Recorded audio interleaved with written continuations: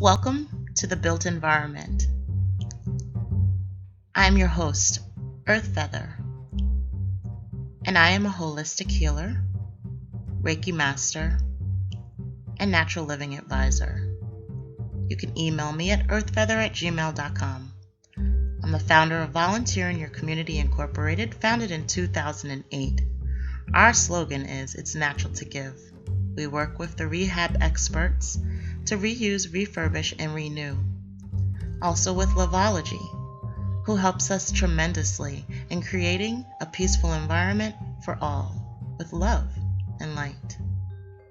We appreciate all of our sponsors, and with this, we're able to give vegetables and food and training through our nonprofit Healing Springs Pharmacy, women-run and owned co-op. We provide holistic products and services for the mind, body, and spirit, giving special preference to women that are survivors of domestic violence.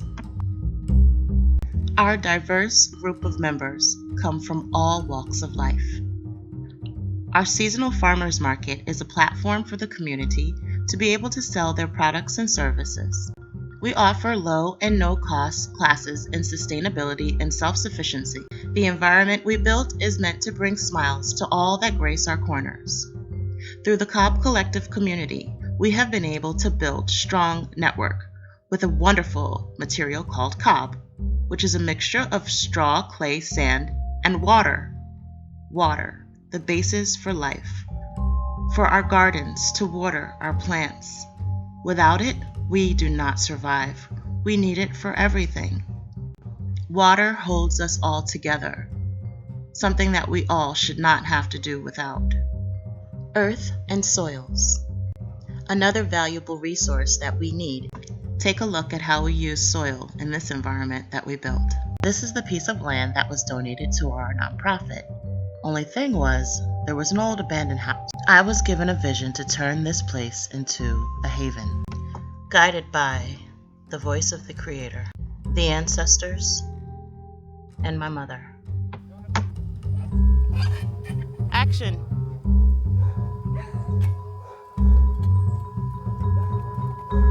This is not action. I want to see the whole thing come down. I want the whole thing coming down. You clearly hear my frustration. As a naturalist, I'm not really big on machines, but this was all we got done after an entire 2 days of work. Needless to say, it just wouldn't go anywhere fast enough. So, we got a claw, and we got it to all come down. We saved a lot of the urbanite and got rid of a lot of the wood. The things that could be reused, we did, but anything that we couldn't had to go.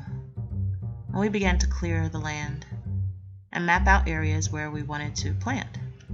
With a group of students from North Carolina A&T, we engineered and designed some little plans about how our garden would look. And then we tested the soils in order to see what type of contaminants may be in the soil and what we had in there. We began measuring out, waiting for the test to come back, and decided to just go ahead and do raised beds just in case there were any contaminants. And we brought soil in from the farms and filled the beds in, and then put seeds and also starts in order to flourish with a beautiful garden. And we built an environment with more greenery, and we're able to give lots and lots of tomatoes to a local food pantry. The zucchinis also were amazing and huge. We continue to grow and give. This site now also serves as a natural living homeschool for the community. We had a great time building, but there are some pros and cons, yin and yang, to this project.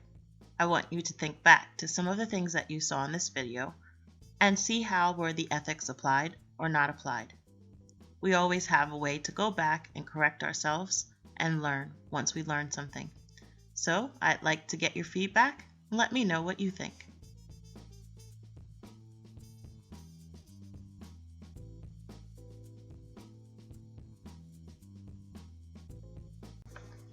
Now on to maps and planning.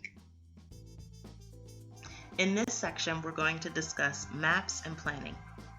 Having a map will help to guide you. Some cities in town make this available online, letting you know where you can and cannot place certain structures. You're able to build an environment with the plants and the buildings that you create with. When designing for your built environment, take into consideration the scale of permanence. Using this as your own personal map helps you to decide things that you will be able to move around easily and things that are not so easy to move around. When building an environment, there's a way to become one with all of nature.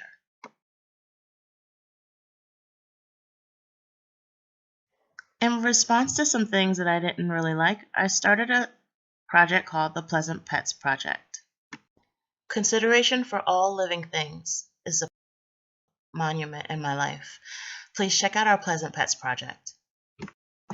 We started just this for our community. Check out PETA.org for some really awesome ideas. Making sure that you have everything labeled on your map is also very important. There may be different restrictions that are on your property, such as easements or rights of way, that would inhibit you from placing structures within a certain amount of distance from the borderlines. So be careful, because you may have to take something down if you don't research in advance. Planning first is always going to save you time, energy, and money. This is an example of a survey that we had done. The survey gives all of the important information that you'll need, such as your parcel number, directional information, easements, and more, and some vital information on the corners of your property. So I know you may be asking, how much of all of this is going to cost me? Well, that depends on you. Depending on the type of environment that you're building will determine how much time and money that you're spending. So, you want to make sure that you're doing things that you know you can handle. Start off small in the beginning. Try something that you know you can handle alone, and then also invite others for the larger, bigger projects that you're interested in.